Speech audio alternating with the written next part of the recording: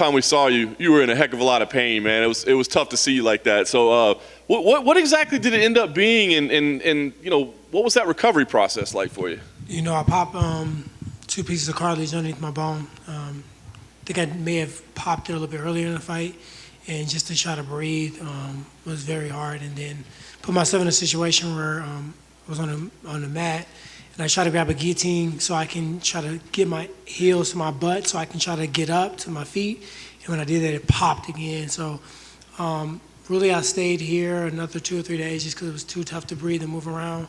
Stayed in Vegas, and then it's really nothing you can really do besides just endure the pain and just be comfortable and take pain meds and stay off of it and just, you know, ice it. So it took several months for me to get back to normal, but I'm ready to roll now. Yeah, so I was actually a little bit surprised. Like, I thought the turnaround was kind of fast. I mean, was that like a goal for you? That like, hey, I got to get back in there, or did you just go, well, they offered, and I'm kind of feeling all right? You know, I really didn't think about that the time frame. You know, contrary to what a lot of people believe, I like to be active. When I was champion, I had, you know, me and John Jones, the only one that had defended the belt 4 times in a year. So I like to fight, and once my body started feeling better, you know, it was better for me to deal with, you know, the fights that happened before than just to crawl up on a rock. So I think a champion really comes back and show you guys what he's made of. Let's say, I mean, the veteran that you are and everything that you've accomplished, and you got other things going on. I mean, when you go through pain like that just completely immobilizes you, does that start making you think a little bit like, man, is it worth going out there and doing this stuff anymore? It's always worth it. I mean, that half a millisecond of, I won, nobody can screw me on a scorecard, or you knock the person out, or you get a phenomenal performance, you know. It's crazy enough, but that's what we do it for. We get back in there over and over again for that chance that we get that one moment. And for me, I got another gear, I got another level I can actually reach, the tools and the skill sets I possess. I haven't always shown it. And, you know, when I fought Darren Till, that's probably the closest to one of the most perfect fights I've had. And I just want to try to do better than that. So for me, you know, it's a part of the game. It's a part of the journey. I didn't understand it. It doesn't make a lot of sense to me, the way things went down. But at the end of the day, you know, I just got to quit questioning God and just go out there and do my thing. Yeah. So obviously, you know, everybody's talking about the losses that you've had to deal with. We're talking about literally number 1, 2, and 3 in the world. You're not getting finished. You know what I mean? So what do you take out of those? I mean, you're talking about it's the process, right? I mean, do you look at the results, or do you look at, you know, how you performed, and what do you take out of that? I mean, you're literally fighting the absolute best in the world. You know, I was in L.A. for a bulk of this training camp, and I was working with Antonio McKee, and I was staying with my buddy Lynn Oding. He's a director for Cobra Kai, the #1 film on Netflix. And he was just telling me, he said, one thing that a director told me, he said, be performance-centric, because you can really control your performance. And I just know that with me performing to the level that I can perform, everything else is going to pan itself out. I'm not going to have to worry about wins and losses. I'm not going to have to worry about bonuses and big fights. And I think I was focused so heavily on proving people wrong so many times in my career that it took away from focusing on proving people right. I got 20 or 30 people I got to prove right, coaches, loved ones, kids, training partners, people that really support me from the beginning. It's millions of people you got to try to prove wrong. So for me, just really focusing and really just understanding that life is not always a straight path. It can be, but we make choices, and I made choices in my life that kind of veered me off that path, and those are things I have to deal with. And, you know, quitting is not an option. I got to go out on top like I plan to do. And the way I saw myself in the beginning of the sport, that's not the way. It wasn't losing to these guys. And though they were, you know, the champion, 1 and 2, but on paper, you know, I'm a better fighter than all of them. So there have been times in your career where it feels like you're fighting with a chip on your shoulder, fighting angry. Do you feel like in retrospect that was the wrong approach? It worked for those moments, but I didn't need to. I should have just been fighting because I was the best. I should have been fighting to prove that everything that we worked on, everything that we did made sense. And it did. It always made sense. I never ever went into a fight not prepared, not in shape, not ready, not trained, not cautious and conscious of everything that my opponent could or could not do. So with that said, there's nothing I've ever been surprised with in there, you know what I mean? Never. And for me, focusing on just the performance alone would have solved so many different problems. Sometimes you may have seen a little bit more rah-rah out of me, but that should have came out anyway. Nobody should have to make me mad. Nobody should have to say I couldn't do something for me to do that when I know I already can. Do you have the role planned out for Cobra Kai? You're going to get on there, right, dude? For sure, for sure. I don't know exactly what I'm gonna do, but yeah, I'm on there somewhere. I dig it. Talk about Vicente Luque. I mean, you were the guy who was. I just wonder if he's on your radar. Because like, for the longest time, people came to you, right? You didn't have to watch out for the division; they're coming to you. So, was this somebody you were watching it all and thinking, "Oh, but we're going to cross paths at some point"? You know, I always watch these guys, and they still are coming for me. Even like think about the old rubric of the sport. Someone off of a loss usually fights somebody off of a loss. Not in my circumstance. You know, I can lose 1, 2, 3, 4, 10 fights in a row, and I'm still the 5-time world champion that was maybe right underneath Georges St. Pierre for being the best that ever did it, and fighting trying to be the best. So for me, it's just like I was always Usman's biggest fight. I was Gilbert's biggest fight. I was Kobe's biggest fight. But before then, Darren Till was my biggest fight. Robert Lawler was my biggest fight. Carlos Condit was my biggest fight. Koscheck was my biggest fight. And I needed to think of those guys in that way, and I didn't. So Luque, for me, I think very heavy-handed, great in brawling, very tough chin, durable, good conditioning. He's finished so many fights in the final seconds, you can't never count him out. And he's my biggest fight. Yeah. And to be fair, he was here earlier and said this is his biggest fight, you know, fighting a former champion. So last thing for me, Ty, you said wanting to go out on top, man. Is that the drive right now? Like what gets you into the gym every day? What gets you to still, because I know it takes a lot of sacrifice and discipline to perform at this level. So what drives you at this point? Performance. I just see myself controlling the variables that I can control. And I've trained, I put my body through the fire, I'm ready to go. And just performing. Like I don't even know how I can say it any different way. I'm trying to draw some more fancier $50 words for you, but that's all it really boils down to is performing.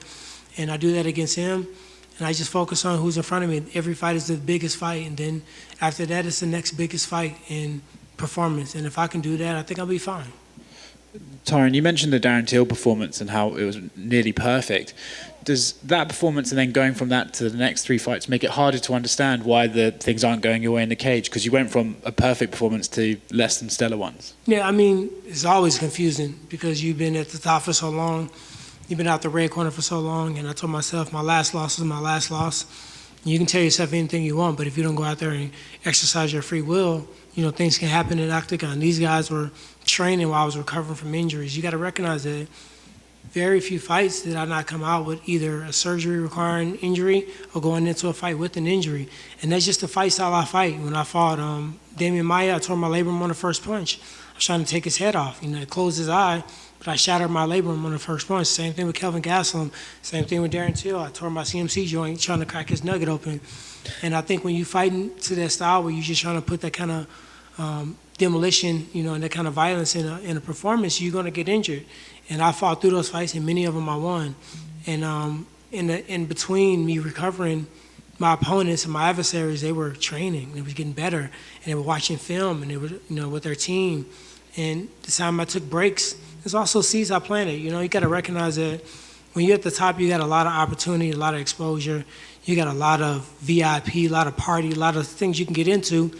And I got into the lifestyle for a while, and you know, I think karma's real, and I think you got to pay the piper at the end of the day. So I just believe that those last thorn bushes are gone. I feel like I've done things now. I've done things even in those last 3 fights. Man, I trained my ass off. I was so ready. I was prepared, and I just didn't understand. And everything that I did to get to the top wasn't the training camp that I was in. It was the years and years before that put me in that position. So now I feel like I've paid it forward. You still have time to turn things around, but the story of a fighter getting to the top and then getting into the lifestyle, like you said, we've seen it time and time again. Do you think that's something you'll regret after this all done? No, because I'm here. It didn't kill me. It didn't take me away. It didn't decapitate me from the sport. And I think the story's better. The story's better when someone comes back. The story's better when somebody didn't quit. You know, and you know, I'm 38 years old. I'll be 39 in a couple of days. And I'm still on top. I'm still fast. I'm still explosive. I'm still probably the best mind in our division as far as IQ and knowing what's going on. Like even when I wasn't doing, you still can look in my eyes and know that I can see stuff. Why is he taking it? He can avoid that. You know what I mean? I'm still there. So for me, I don't regret it because I think everything is a part of the story. Everything is a part of the life. And like my mom said, you can't undo done. It's done. So what am I going to harp on it? That's a cool saying. We've seen it before as well with fighters. They have a bad run of form, and then it's almost like they feel they have to make a drastic change to get things back on track. Did you ever feel like, oh, I might just move to middleweight, or I have to walk away for a couple of years? Or did you think of any drastic changes, or did you think, no, I just need to stay on the path that I've carved already? My lifestyle was already drastic. I already trained drastic. I don't know how much more I could have taken on my body anyway. So I just needed to focus on my mindset and being willing to put yourself into the fire, not wanting to play, oh, okay, I'm gonna go out here, hopefully I get this quick knockout, or this person's good, but they're not anywhere near as the other guys I've competed against, or just really just being okay with the worst case scenarios. I can be hurt, I can be losing, I can be down on the cards, and I still got to find a way to win. I can be winning, somebody can come back and clip me with a shot, and I got to keep it together. Or it can be a barn burner, and it may be one punch, or one combination, or one takedown, or one escape, or one get back up from the ground that solidifies the win. You got to be okay with all of that. You got to be okay with it. You go out there and you perform your ass off, and the judge didn't see it your way. If you're okay with all those different outcomes, what are you scared of? So I don't really need to do anything more. I mean, I've trained with Antonio McKee years and years back. One, shit's hard. Nobody want to just willingly, openly just walk in there and do the shit. So for me, I had to take myself out of position where I can call the shots. And that wasn't just with McKee, but that was with Dean. That was with Eric Brown. Everybody, no, we going again. No, another round. No, you going 8 today. We're not doing 6. Push your head back, breathe, move forward, hands up. You know what I mean? And just the training partners. My training partner that's in here somewhere, he was screaming out, we're going to suffer together, we're going to die together. I kept saying, he said it for weeks. I said, hold on, man, we ain't finna die. Hold on, I get it, we ain't finna fucking die in this motherfucker. But I know what he meant. He meant die to the spirit so you can die to the flesh so you can live in the spirit, so you can freely go, because it's really spiritual out there. No matter what you believe in, when your body is done and you really physically shouldn't be able to do more, your spirit kind of takes over. Adrenaline, you go on autopilot. But if you don't do it in the practice room and you don't push yourself through it in the practice room, you're not going to do it in a fight. So. Last thing for me, it's not a particularly pleasant question, but over the past few months we've seen names like Overeem, Dos Santos, Romero been let go from their contract at the UFC. Is there any concerns that after this fight that could happen to you? Could have got let go before this. Could have got let go after Gilbert. Could have got let go after Usman. Could have got let go after Till. It's not up to me. It's up to the organization. And I'm grateful that I got another chance to go out there and show myself. And in doing so, you guys get a chance to watch as well what I am, how great I am. So I can't think about that. I'm thankful and I'm grateful. And sometimes in the past, I had to recognize that I didn't run the organization. And whether I thought they should have promoted me a certain way or did certain things, they got 600 athletes to think about. It wasn't always about me. And I may have figured that out a little too late in the game, but at the time, I never really trusted a lot of people. Like, I grew up in the street, I grew up gangbanging, and it's trust and respect is earned, and I don't trust. My head's always on the swivel. I'm always looking around and making sure my surroundings are good. I live in the murder capital of the fucking country. I got to move a certain way, so I connect dots and I put things together, and I'm thinking this is what the intent is, and then I always want to prove it wrong. So if I could look back, maybe I would have just focused more on performance and the things I can't control. I can't control what's behind the scenes. So to answer your question, that's not even in my mind right now. Thanks, Tyrone. Tyrone, right here.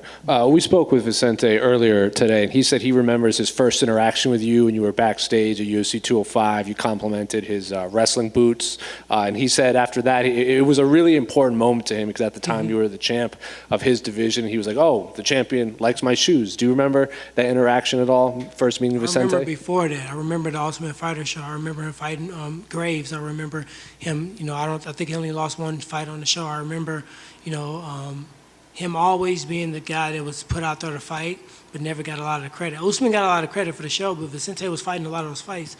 So I never let these up-and-coming guys catch me by surprise. So my eyes been on him for a long time. He had a great fight against Nico Price.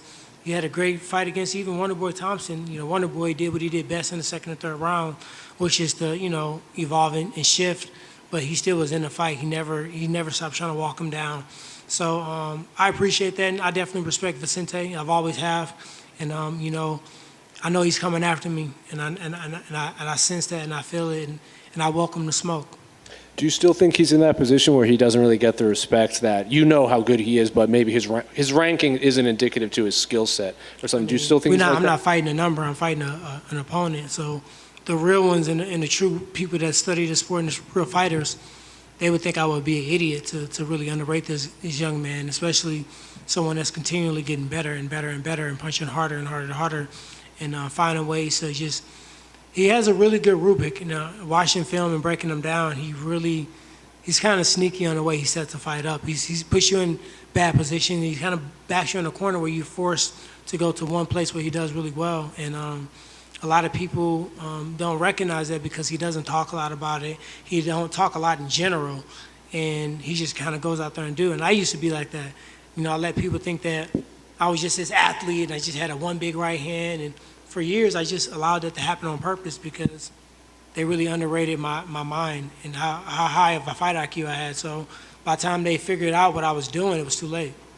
And finally, you mentioned yourself, you were a champion, you defended your title 4 times, and you liked to be active. But if you look at the top 5 of this division, none of them have fought each other outside of the champion. So as someone that used to sit atop this division, is it frustrating at all to see that no one in the 1 through 5 seem willing to fight? They're all kind of calling for the title, not willing to be matched up. I can't focus on that. I gotta focus on my legacy. I gotta get it back in order, get it back on track. So, to be real honest, I haven't really watched a lot of it. Hey, Tyrone over here. Right here. Tyrone, at this stage of your career, how do you measure growth in your game? Because obviously after all the big fights and where you're at, you're not about to drastically change your style to look completely different. So how do you measure that growth? How do you know that? Or I don't know, are you about to be throwing a lot of head kicks, flying knees, looking like Adesanya? I mean, the good thing about it is you get a chance to watch on Saturday. Thank you. I can tell you anything. I can tell you I can go out there and throw a million punches and slam him on his head and break his neck, and I can go out there and watch paint dry again. So I'm just not really into telling you guys what I'm going to do. I'd rather just show you on Saturday. Tyrone, you mentioned losing the chip on your shoulder. What was the moment or the catalyst that kind of... I never said that. I never said I lost a chip on my shoulder. I said I redirected it. I'm not out to prove people wrong. I'm out to prove my people right.